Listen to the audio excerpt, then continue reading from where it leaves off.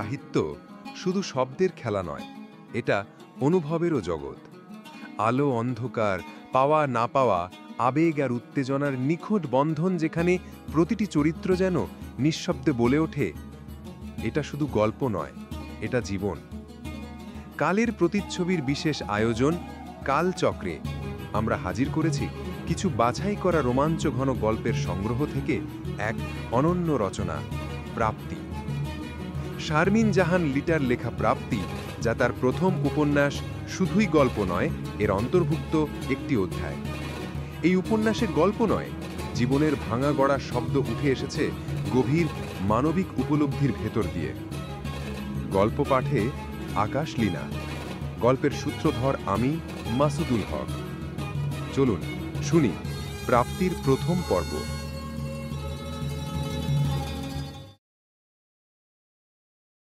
অনেকদিন পরে আমার আগের রুমে একা থাকার অনেকটা সময় পেলাম। বাসার সবে একটা দাওয়াতে গেছে, আমি যেতে চাইনি। নিজের জন্য আমার কোনো একান্ত সময় থাকে না। সকাল থেকে রাত পর্যন্ত আমি নানান কাজে ব্যস্ত থাকি। কাজের মেয়েটা মগ ভর্তি কফি দিয়ে গেছে। এই ঘরে আমার প্রিয় একটা এক-সিটার সোফা আছে।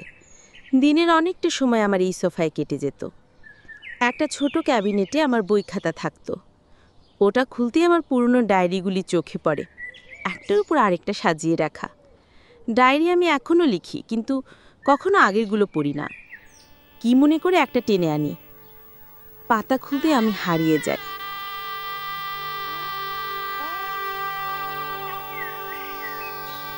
আমি সারা, আজ আমার বিয়ে। আজ শুধু আপদ হবে, কাছের কিছু মানুষ আসবে। খুব সিম্পল একটা অনুষ্ঠান রাখা হয়েছে আজকের জন্য। 3 মাস পরে বড় করে অনুষ্ঠান হবে, মেহেদি রাত, গায়ে হলুদ, বিয়ে, বৌভাত সব হবে। আমার মায়েরা 2 বোন 1 ভাই, আমরা পাশাপাশি বাসায় থাকি। মেন গেট ছাড়াও এক বাড়ি থেকে আরেক বাড়ি যাবার জন্য পেছনে গেট আছে। মায়েদের 3 ভাই বোনের খুব সখ্যতা। 3 জনে মিলে আমরা 10 জন ভাই বোন। সারাদিন এই বাসা ওই বাসা করে কাটিয়ে দেই।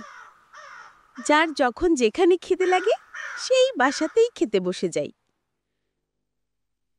আমার মামা বড়, মা মেঝো, খালা ছোট।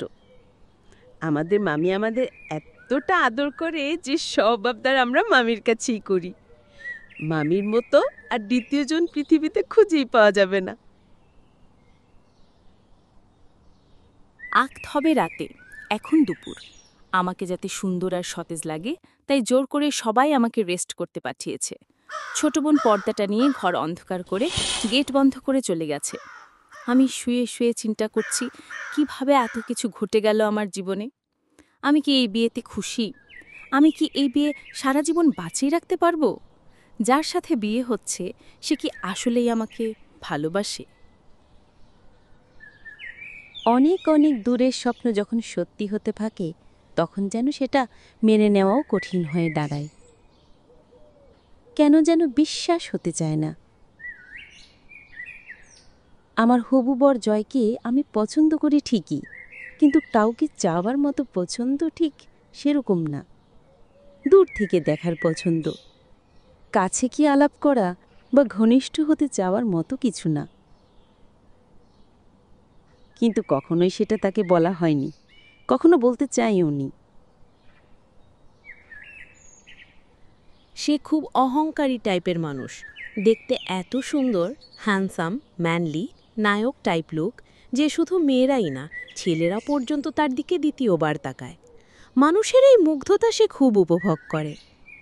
জয় আমাদের পাড়ারই ছেলে। বড় রাস্তা থেকে আসার সময় ওদের বাসা আগে আসে। গলির প্রথম বাসাটাই ওদের। লাল সিরামিক ইটের একতলা সুন্দর একটা বাড়ি, চারপাশে গাছ দিয়ে ঘেরা।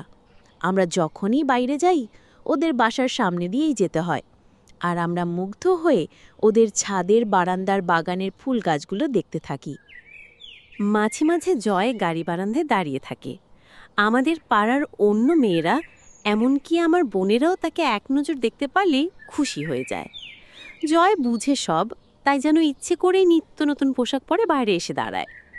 মেয়েদের এই বেহায়াপনা তাকে আরও বেশি অহংকারী আমোদে করে তোলে।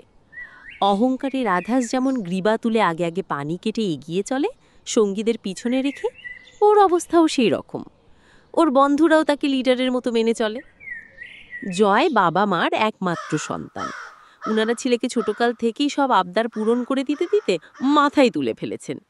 চাইলেই সব কিছু পাওয়া যায় না, এই চিরন্তন সত্য আমরা বুদ্ধি হওয়ার পরপরই জেনে গিয়েছিলাম, কিন্তু জয় সেটা এখনও সম্ভবত জানে না। জয়ের বাবা মাকে আমরা চাচা চাচি ডাকি। ওনারা খুব ভালো মানুষ, পাড়ার সবাই তাদের সম্মান করে। ওনাদের সব কিছুই খুব ভালো, কেবল ছেলের ব্যাপারে আপোষহীন। এই ব্যাপারটা কারো কাছেই ভালো লাগে না। জয় এখন পর্যন্ত খুব বড় কোনো অন্যায় যদিও করেনি, তবে ছোটখাটো অপরাধ অনেক করেছে। ঝগড়া, মারামারি, ভাঙচুর, ওর সাগরেদেরা মিলে অনেক কিছু করেছে। কেউ বিচার নিয়ে ওদের বাসায় গেলে চাচা চাচি উল্টো তাদের বিচার নিয়ে বসতেন। কখনোই তারা ছেলের দোষ দেখেন না। বাবা মায়ের আশকারা পেয়ে জয় যেন নিজেকে একজন রাজপুত্র মনে করে। আমাকে কেন চাচা চাচির ছেলের জন্য পছন্দ করলো তা আমার মাথাতেই আসে না। শুনেছি জয় নিজেই নাকি আমাকে বিয়ে করার জন্য চাচা চাচিকে রাজি করিয়েছে। আমার কিন্তু বিয়েতে মত ছিল না। এই রকম পাড়ার রোমিও টাইপ ছেলেরা কি কখনো সংসারই হয়?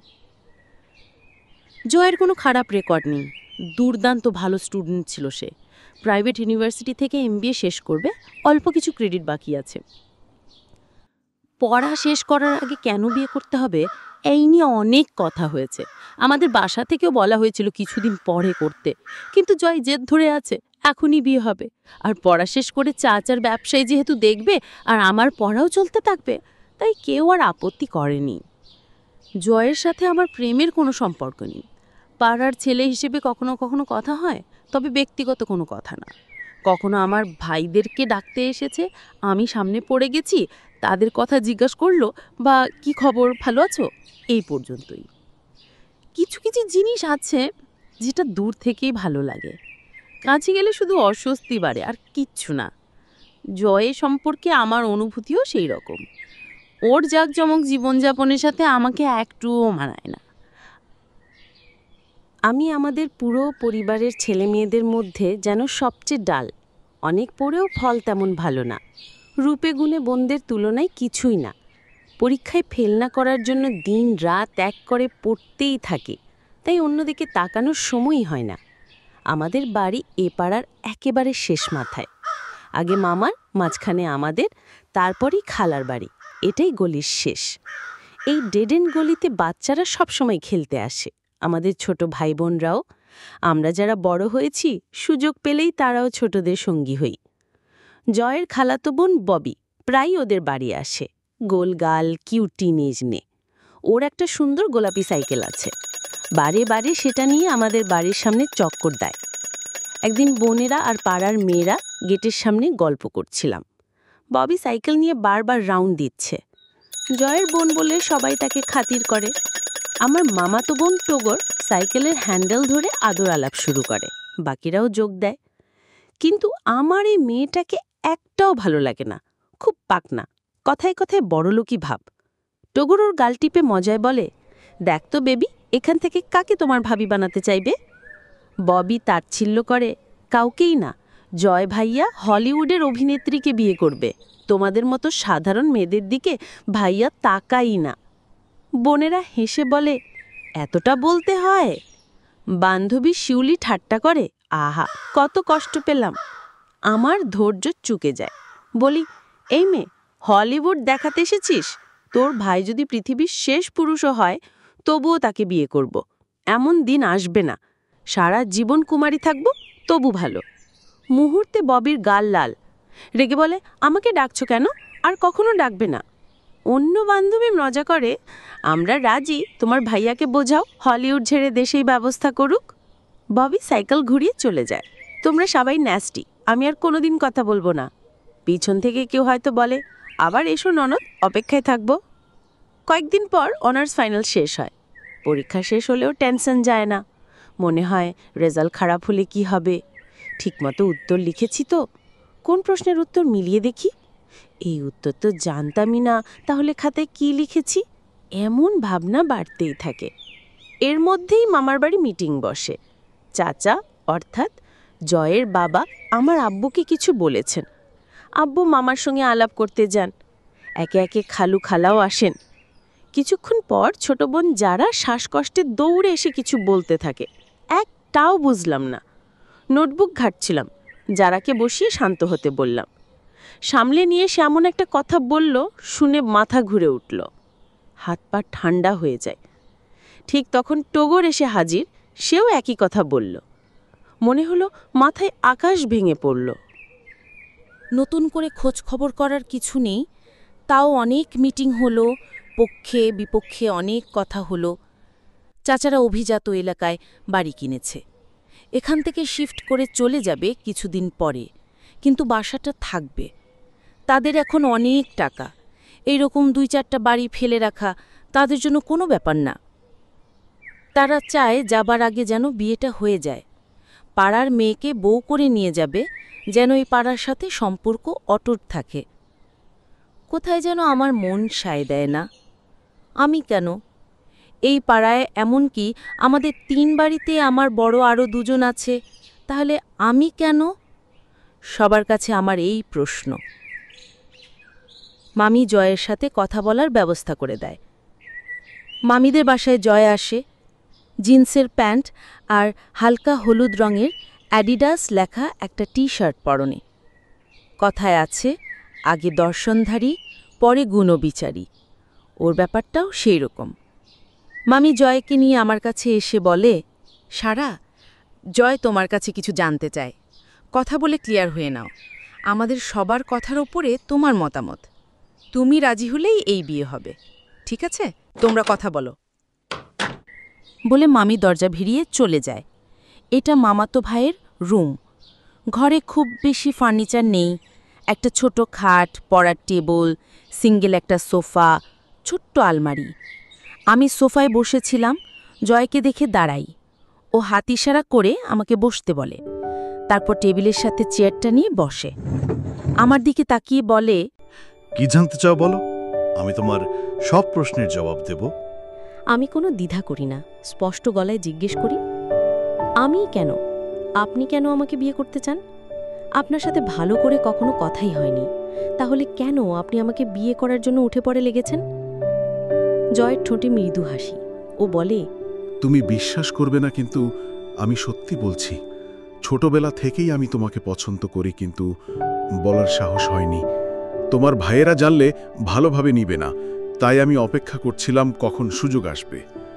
তুমি জানো আমি কারো সাথে কোনো সম্পর্কে জড়াইনি। তোমার অনার্স পরীক্ষা হয়ে যাবার জন্য অপেক্ষা করছিলাম, আর 3 মাস পরে আমার ফাইনাল হয়ে যাবে, তখন বিয়ে প্রোগ্রাম হবে। এখন যদি শুধু একদ হয়, তাহলে লিগেলি আমি তোমার সাথে মিশতে পারবো, নয়তো 2 বাসার কেউই এটা মেনে নিতে পারবে না। তুমি যখন ক্লাস 9-10-এ পড়ো, তখন থেকেই আমি তোমার স্বপ্ন দেখি। তোমার জন্য সুযোগ পেলেই বারান্দায় দাঁড়িয়ে থাকতাম, অকারণে তোমাদের বাসার সামনে চক্কর কাটতাম। শুধু তোমাকে এক নজর দেখার জন্য আমি পাগল হয়ে যেতাম। আমাকে বিশ্বাস করো, প্লিজ আমাকে ফিরিয়ে দিও না। কাউকে গার্লফ্রেন্ড বানিয়ে ঘোরাফেরা করা আমার জন্য কোনো ব্যাপার না, তুমি জানো, কিন্তু আমি সেটা কখনো করিনি। আর তোমাকে আমি বিয়ে করে সবার সামনে সময় কাটাতে চাই, লুকোচুরি বা ভয় নিয়ে না, যোগ্য সম্মানের সাথে আমি তোমাকে চাই। আমি দোটানায় পড়ে যাই। জয়ের মতো রংবাজ একটা ছেলে এত গভীর উপলব্ধির কথা বলতে পারে, বিশ্বাস হচ্ছিল না। ছোটবেলার আরও কতগুলো ঘটনা বলল, যেগুলো আমার মনেই নেই। সব ঘটনাতেই ও আমাকে লক্ষ্য করেছে, কিন্তু আমি টের পাইনি। ওর অনেক অনুনয় বিনয়ের পরে আমি বলি, ভাবছি, এবং সেদিনের মতো বিদায় নিই। পরের দিন ভাইয়াদের এক বন্ধু এসে ভাইয়াকে বলে, আমার সাথে বিয়ে না হলে জয় নাকি দেশ ছেড়ে চলে যাবে, সারা জীবন আর বিয়ে করবে না। আমি অনেক চিন্তা করে রাজি হয়ে যাই। 2 বাড়িতে বিয়ের আয়োজন শুরু হয়ে যায়। সন্ধ্যা হতে আমাদের বাসায় লোকজন এসে ভরে যায়। বিয়ের অনুষ্ঠান আমাদের বাসায়, মামার বাসায় ছেলেদের খাওয়ার ব্যবস্থা, খালার বাসায় মেয়েদের। পাশাপাশি রুমে আমাকে আর জয়কে বসানো হয়েছে। নিকাহ পড়ানো হয়ে গেলে জয়কে আমার রুমে নিয়ে আসা হয়। আমার বোনেরা বান্ধবীরা মিলে জয়ের সাথে খুব মশকরা করতে থাকে। কি যেন বলে, এতগুলি মেয়ের হৃদয় ভাঙার শাস্তি তোমাকে পেতে হবে দুলাভাই। জয়ও কম যায় না, বলে, ঠিকই বলেছ, 10 জন ছেড়ে একজনের হয়ে যাওয়াটাই তো সবচেয়ে বড় শাস্তি। সবাই হাসাহাসি করতে থাকে। আমাদের পাশাপাশি বসিয়ে অনেক ছবি তোলা হয়। জয় তখন ওর সেলফোন পকেট থেকে বের করে বলে, এবার আমি সেলফি নিব। আমাকে ক্যামেরার দিকে তাকাতে বলে। আমি তাকাতেই 2-3টা ছবি নেয়। জয়ের মা এসে আমার হাত ধরে বলে, মা, তুমি কিছু মনে করো না, তোমাকে আমার সাথে একটু আমাদের বাসায় যেতে হবে। জয়ের দাদি অনেক অসুস্থ, আসতে পারেনি, তোমাকে এক নজর দেখতে চায়। আমি তোমার আব্বুর অনুমতি নিয়ে এসেছি। আমি উঠে দাঁড়াই, মায়ের দিকে তাকাই। মা বলে, যা, দেখা করে দোয়া নিয়ে আয়। আমি চাচির সাথে রওনা হই। আমার পিছনে 3 বাড়ির সবাই, শুধু আব্বু আর মামা ছাড়া সবাই আসতে শুরু করে। আমাদের গেটের বাইরে একটা কুকুর সবসময় এসে বসে থাকে। কোনো পালা কুকুর না, রাস্তার কুকুর। আমরা ওকে খাবার দিই। সবাইকে বের হতে দেখে কুকুরটা একটু সাইডে সরে যায়। আমি ওর দিকে তাকিয়ে বলি, তুই আর বাদ থাকবি কেন, তুইও আয়। কি বুঝলো কে জানে, পিছনে পিছনে ওটাও আসতে লাগলো। আমি বিয়ের পোশাক পাল্টে আসতে চেয়েছিলাম, কিন্তু চাচি বলেছেন ওইভাবেই যেতে। নতুন বউকে বউয়ের সাজেই দেখতে পছন্দ করবেন জয়ের দাদি। অসুস্থ দাদি আমাকে অনেক আদর করলেন। আমি তাকে দেখতে গিয়েছি, এটা ওনার কাছে অনেক বড় ব্যাপার মনে হয়েছে। আমার জন্য, জয়ের জন্য অনেক দোয়া করলেন। দাদি এত বেশি এক্সাইটেড ছিলেন যে হঠাৎ করে ওনার শ্বাসকষ্ট শুরু হয়। ডাক্তার আসে, সবাই দোয়া পড়তে থাকে। পরিবেশ কেমন যেন বদলে যায়। চাচি বলে সবার সাথে বাসায় চলে যেতে, কিন্তু আমি বুঝতে পারি না কি করব। দাদি ইশারা করে তার কাছে থাকতে বলে। আমার মা, খালারা অনেক রাত পর্যন্ত ওখানেই বসে থাকে। দাদির অবস্থা একটু ভালো হলে তারা বাসায় যায়। আমাকে বলে যায় যে মধ্যরাতে আমার যাওয়ার দরকার নেই, সকালে যেন কাউকে নিয়ে চলে যাই। চাচা চাচিও তাই চান। জয়ের খালা আমার হাত ধরে বলে, তুমি ওয়াশরুমে গিয়ে একটু ফ্রেশ হও আর একটু চোখ বন্ধ করে থাকো, নয়তো মাথা ঘুরাবে, সারাদিন কত ধকল গেল। এই বলে একটা রুমের ওয়াশরুম দেখিয়ে দিলেন, আর এখানেই রেস্ট করো বলে দরজা ভিড়িয়ে চলে গেলেন। আমি ওয়াশরুম থেকে বের হয়ে সোফায় জড়সড় হয়ে বসি। ঘরে একটা নীল ডিম লাইট জ্বলছিল। কার ঘর এটা জানিও না। একটু খেয়াল করে দেখতেই বুঝতে পারলাম এটা জয়ের রুম। তখন কেমন যেন একটু ভয় ভয় লাগতে লাগলো। আমাদের বাসা থেকে বের হবার পর জয়কে আর চোখে পড়েনি। ওর দাদির ঘরে এতক্ষণ থাকলাম, একবারও আসতে দেখলাম না। ঘুমে আমার চোখ জড়িয়ে আসছিল। সোফায় হাতলে মাথা রাখতেই তন্দ্রা এসে যায়। হঠাৎ একটা শব্দে তন্দ্রা ভেঙে যায়। আমি চমকে উঠি, দেখি আলমারি থেকে জয় কী যেন বের করছে।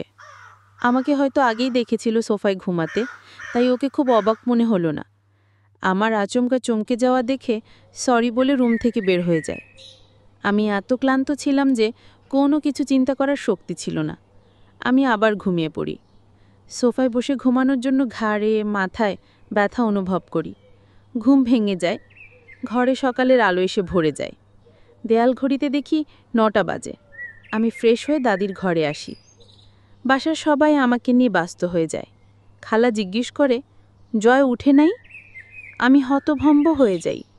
বলি, জয় তো ওই ঘরে ছিল না, আমি সোফাতেই ঘুমিয়ে গেছিলাম। হঠাৎ শব্দ শুনে জেগে দেখি জয় কি যেন আলমারি থেকে নিয়ে বের হয়ে গেল, তারপর আর আসেনি। চাচি বলে, আচ্ছা, হয়তো লজ্জা পেয়েছে, হুট করে সব হয়ে গেল, তোমার তো আসার কথা ছিল না। ঠিক আছে, তুমি নাস্তা করো, তারপর আমি তোমাকে দিয়ে আসব। বাসায় গিয়ে ভালো করে রেস্ট নিও। চাচি খালা মিলে আমাকে বাসায় দিয়ে যায়। সন্ধ্যায় বাসার সব বড়রা মিলে দাদিকে দেখতে যায়। অনেক রকমের ফল, পিঠা, দাদি খেতে পারবে সেরকম স্যুপ, ফিরনি সাথে করে নিয়ে যায়। আমাকে ঘিরে সারা দিন হইচই লাগিয়ে থাকে। বড় পরিবারের এই এক আনন্দ, উৎসব সহজে শেষ হয় না। আম্মু আম্বুর ফিরতে অনেক রাত হয়। আমরা মনে করি নিশ্চয়ই ওই বাসায় গল্প জমে গেছিল, তাই এত দেরি হচ্ছে। কে যেন একবার ফোন করে দাদির খবর নিয়েছে। দাদি এখনও অনেকটাই সুস্থ। দাদির সুস্থতার খবর পেয়ে আমরা নিশ্চিন্ত হই। আব্বু বাসায় এসেই নিজের রুমে চলে যায়। আব্বুর চেহারা কেমন যেন থমথমে দেখায়। আম্মুকে জিজ্ঞেস করতেই বলে, তোরা যে যার বাসায় যা, কালকে শুনিস। ওরকম কিছু না, একটু তর্ক হয়েছে তার জন্য তোর আব্বুর মেজাজ খারাপ। আমাদের কাছে এটা খুব স্বাভাবিক লাগে। আব্বু অল্পতেই রাগ হয়ে যায়, আর কেউ তর্ক করলে আব্বুর মেজাজ খারাপ হয়, এইটা সবারই জানা। তাই কথা না বাড়িয়ে যে যার বাসায় চলে যায়। আমিও ঘুমাতে যাই। সকালে নাস্তার পরে আব্বু আমাকে তার ঘরে ডেকে পাঠায়। আমি গিয়ে দেখি সেখানে আমার ভাইয়া আর আম্মু বসে কি যেন আলাপ করছে। আব্বু ভাইয়াকে ইশারা করে বলে, তুই বল। ভাইয়া বলতে থাকে, সারা জয়কে কোথাও খুঁজে পাওয়া যাচ্ছে না। আমি কি যে অবাক হই, খুঁজে পাওয়া যাচ্ছে না মানে কি? কোনো অ্যাক্সিডেন্ট হয়েছে? ভাইয়া আরও বলে, না কোনো অ্যাক্সিডেন্ট না, ও ইচ্ছা করেই কোথাও চলে গেছে। চাচার সাথেও জয়েন্ট অ্যাকাউন্ট ছিল, ওইখান থেকে 50 লক্ষ টাকা না জানিয়ে তুলে নিয়ে গেছে। আর একটা চিঠি লিখে গেছে যে, আমাকে খুঁজো না, আমি কিছুদিনের জন্য অনেক দূরে চলে যাচ্ছি। তোমাদের হয়তো আমার উপর রাগ হতে পারে, কিন্তু সেটা সময় সাপেক্ষ, আমি জানি। তাও তোমাদের একটু সময় দিলাম, রাগ কমে গেলে আসব। আমি ভাইয়ার দিকে অপলক চেয়ে থাকি। ভাইয়া আরও বলে, কি কারণ, কেন এমন করলো কিছুই বুঝতে পারছি না। তোর সাথে কি কোনো রাগারাগি বা মন খারাপের কোনো কথা হয়েছিল? আমি মাথা নেড়ে না বলি। তারপর দৌড়ে আমার রুমে চলে যাই। আম্মু পিছনে আসতে চাইলেও ভাইয়া আম্মুকে থামিয়ে দেয়। আমার ভেতরটা খুব খালি খালি লাগতে থাকে। আমি অনুভূতি শূন্য হয়ে যাই। কতক্ষণ এভাবে কেটেছে কে জানে। আমাদের কাজের মেয়েটা ওড়না দিয়ে লুকিয়ে একটা খাম এনে আমাকে দিয়ে ফিসফিস করে বলে, আপা, জয় ভাইয়ের বন্ধু মনির ভাই এটা আপনাকে দিতে বলছে। আমি খাম খুলে দেখি আমার নামে একটা চিঠি। চিঠিতে লেখা, সারা, তোমার মতো নিতান্তই সাধারণ একটা মেয়েকে বিয়ে করা আমার জন্য সপ্তম আশ্চর্যের পর অষ্টম আশ্চর্যের মতো। তোমাকে ভালোবাসা অনেক দূরের কথা, তোমার দিকে কখনো তাকিয়েছি কিনা মনেই পড়ে না। অনেক গর্ব করে বলেছিলে যে আমি পৃথিবীর শেষ পুরুষ হিসেবে বাকি থাকলেও আমাকে বিয়ে করবে না, তার চেয়ে ভালো অবিবাহিত থাকবে। তোমার সেই কথায় আমি অপমানিত হয়েছিলাম। আমাকে কেউ তাচ্ছিল্য করবে সেটা আমি মেনে নিতে পারি না। আমাকে হেয় করার শাস্তি অনেক বড়। তুমি বিয়ে করতে চাও আর আমি করে দেখিয়ে দিলাম। আমাকে পাওয়া এত সহজ না, যা করতে চাও করো, আমি কেয়ার করি না। তোমার ফ্যামিলিকে বলে দিও আমাকে ফিরিয়ে এনে তোমার সাথে বেঁধে ফেলবে, তা জীবনেও হবে না। বিয়ের দিন পর্যন্তই তোমাকে আমার চাওয়া ছিল, তোমাকে আমি আমার জীবনে চাই না, কখনোই না, কোনোভাবেই না। Enjoy your life in your own way. Good luck, Joy. আমার সারা শরীর কাঁপতে থাকে। অপমানে, লজ্জায়, ঘৃণায় আমি যেন কুঁকড়ে যাই। ভিতর থেকে কান্নার বেগ আসে যে মুখে 2 হাত চেপেও শব্দ বন্ধ করতে পারি না। বাসার সবাই ছুটে আসে। আম্মু আমাকে জড়িয়ে ধরে রাখে। ভাইয়া আমার সামনে চিঠিটা দেখে আন্দাজ করে নেয়। তারপর সেটা পড়তে থাকে। এক এক করে 3 বাসার সবাই জেনে যায়। ভাইরা পারলে তখনই জয়কে খুন করে আসে। চাচা চাচিকে খবর পাঠানো হয়, এর একটা বিচার হওয়া দরকার। চাচা চাচিকে চিঠিটা দেখানো হয়। এই রকম একটা কুলাঙ্গার ছেলের বাবা মা হওয়াতে ওনারা ভীষণভাবে লজ্জিত। অপরাধী মুখ করে মাথা নিচু করে কেঁদেই চলেছেন তারা। এ তো সম্মানিত মানুষ তারা, কিন্তু সমাজ তো তাদের কথা শোনাতে ছাড়বে না। এক সময় কান্না থামিয়ে চাচা ক্রুদ্ধ হয়ে গর্জে উঠে বলেন, আমার ছেলে এটা বলতেও আমার ঘৃণা হচ্ছে। এই রকম ছেলে থাকার চেয়ে না থাকা অনেক বেশি ভালো ছিল। আমি আপনাদের সবার সামনে আমার কুলাঙ্গার ছেলে জয়কে ত্যায্য পুত্র ঘোষণা করলাম। ঘটনা চাপা থাকে না। 1-2 করে পাড়ার প্রায় সবাই জেনে যায়।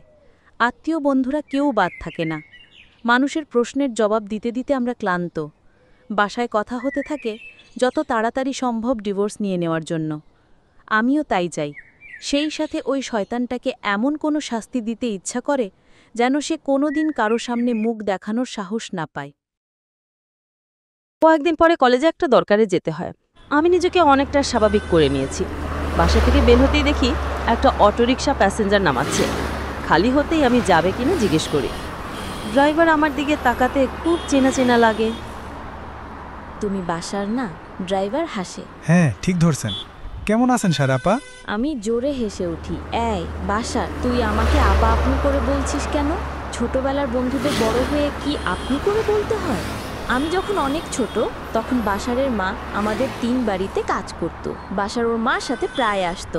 আমরা একই বয়সের ছিলাম। আমার সাথে বাসারের খুব ভালো বন্ধুত্ব হয়ে যায়। বাসার অনায়াসে আমাকে তখন তুই বলতো, আমিও বলতাম। একটু বড় হবার পর ও আর তেমন আসতো না। কয়েক বছর পরে ওর মার কাজ করতে পারতো না।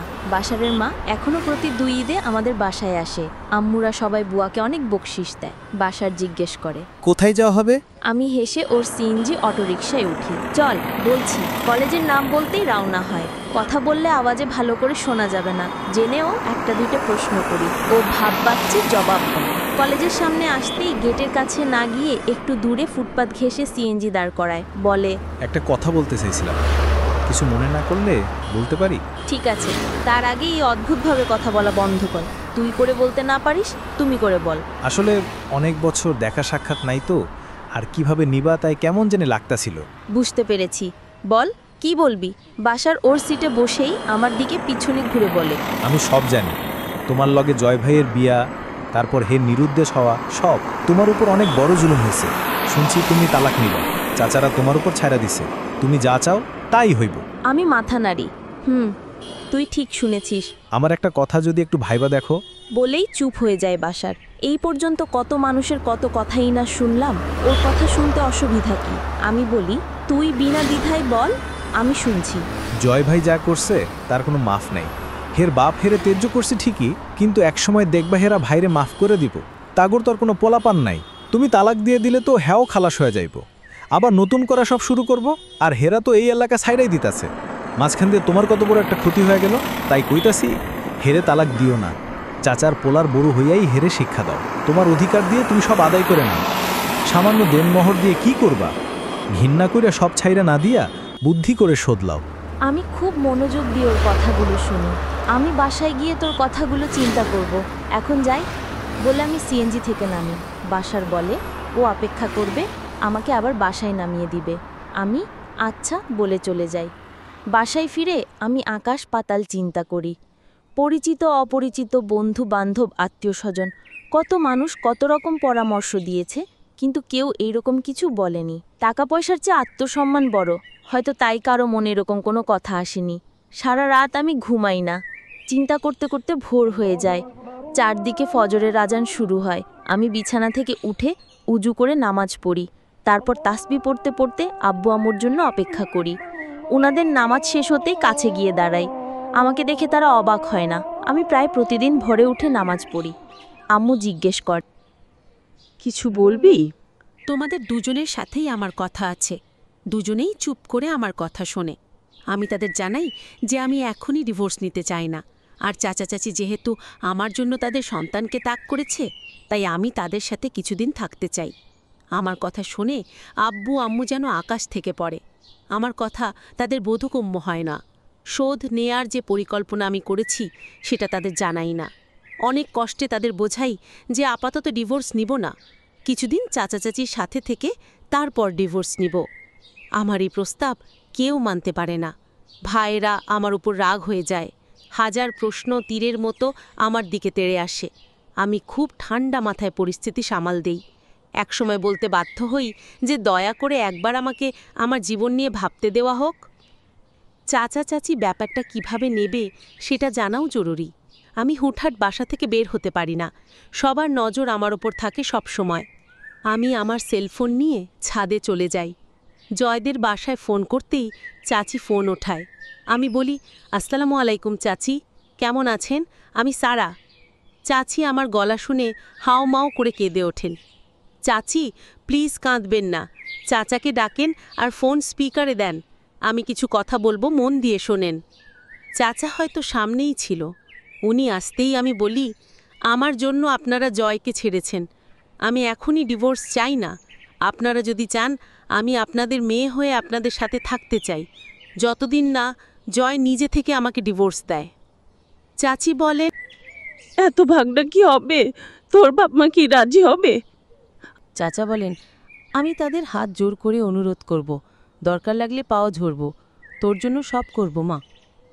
ডায়েরিটা বন্ধ করে চুপ করে বসে থাকি। হঠাৎ আমার রুমের দরজা খুলে আম্মু আর যারা এসে ঢুকে।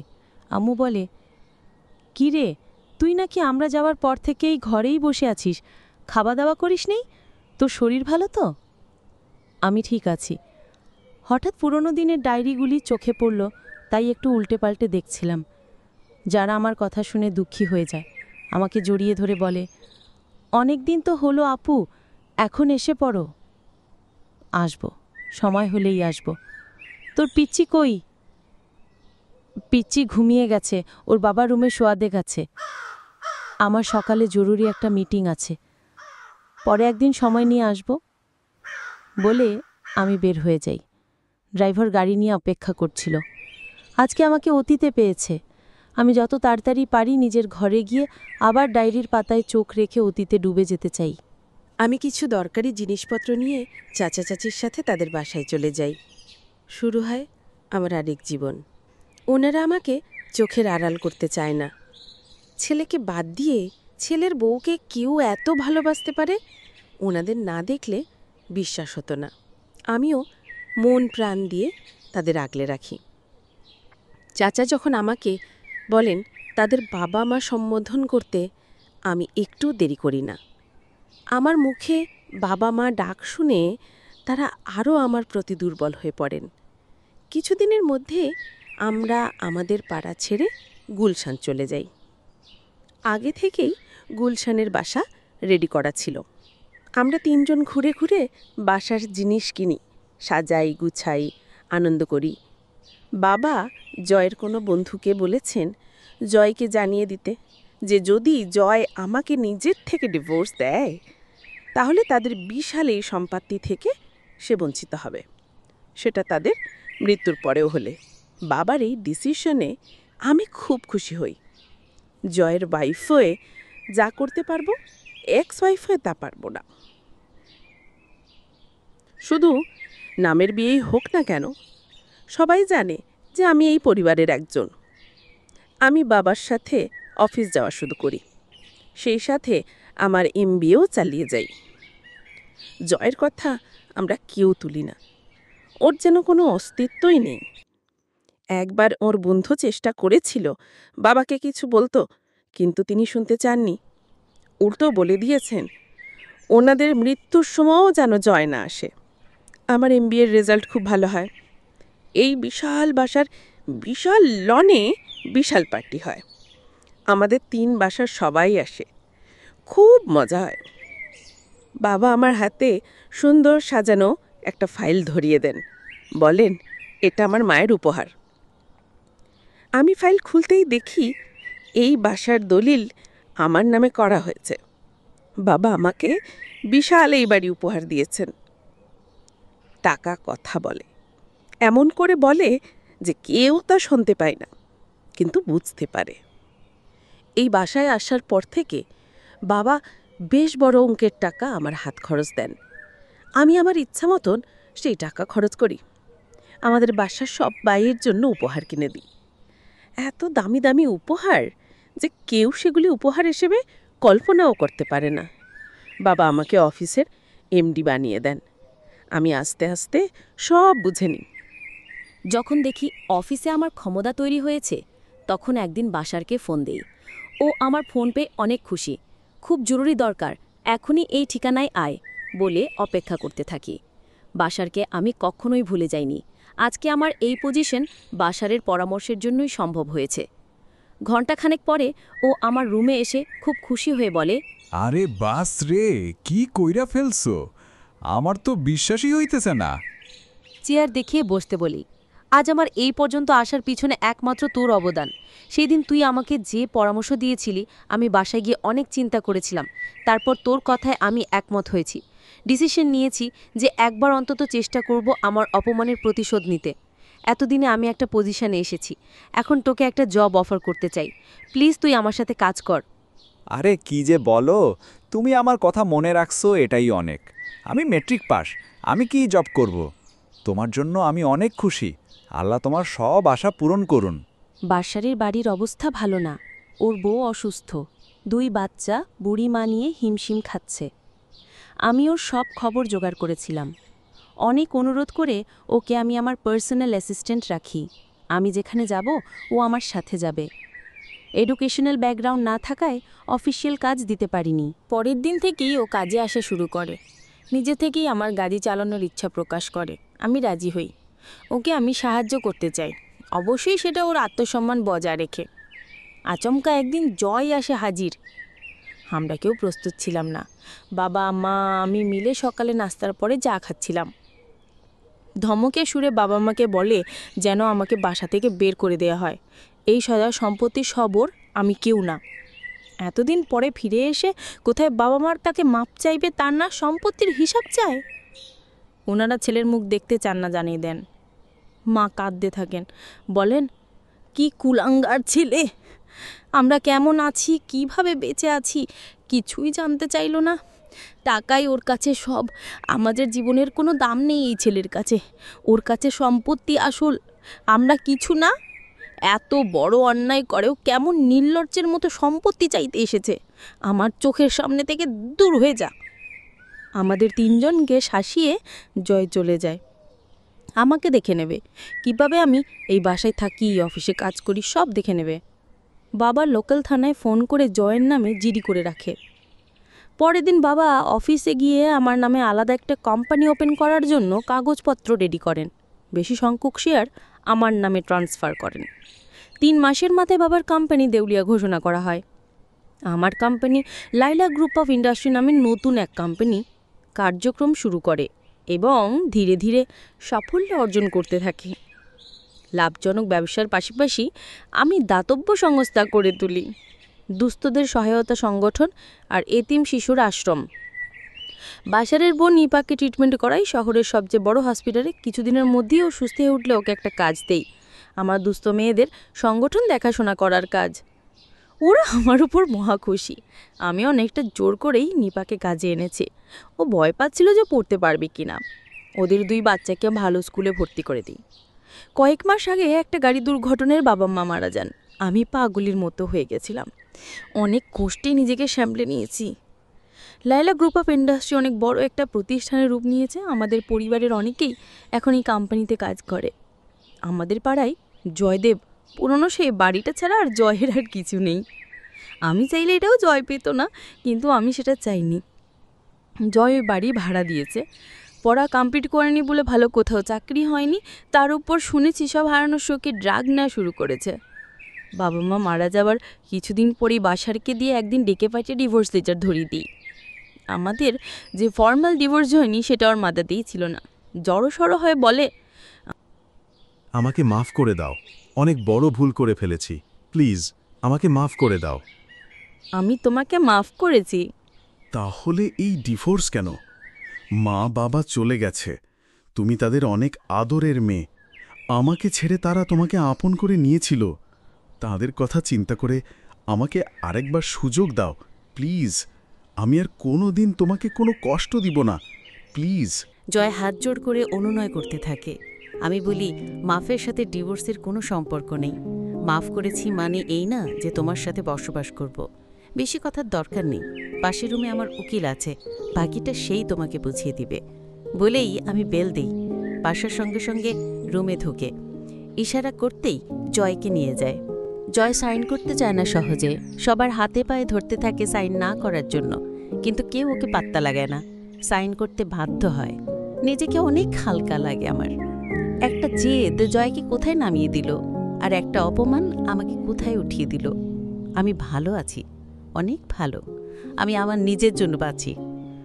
আমার সাথে যারা জুড়ে আছে আমি তাদের জন্য বাঁচি। কোনো দুস্থ অসহায় মেয়ের পাশে যখন দাঁড়াতে পারি আমি সুখী হই। কোনো এতিম শিশুকে যখন আশ্রয় দিতে পারি আমি সুখী হই। অসহায় গরিব কোনো মানুষকে যখন সাহায্য করতে পারি আমি সুখী হই। এরা সবাই আমাকে ভালোবাসে, আমি এদের ভালোবাসি। অনাথ আশ্রমে গেলে এতিম শিশুগুলি যখন আমাকে দেখে পড়ি মরি করে ছুটে আসে, জীবনের সার্থকতা খুঁজে পাই। তখন মনে হয় এত বছর ধরে কাউকে হারিয়ে দেওয়ার সংগ্রাম করে আমি কি জিতলাম। জিতলাম এই শিশুগুলির আস্থা, ভরসা, ভালোবাসা। এই প্রাপ্তি আমার যুদ্ধকষ্টের চেয়ে লক্ষগুণ বেশি। শুনছিলেন কালের প্রতিচ্ছবির বিশেষ আয়োজনে কালচক্রে শারমিন জাহান লিটার লেখা প্রাপ্তি।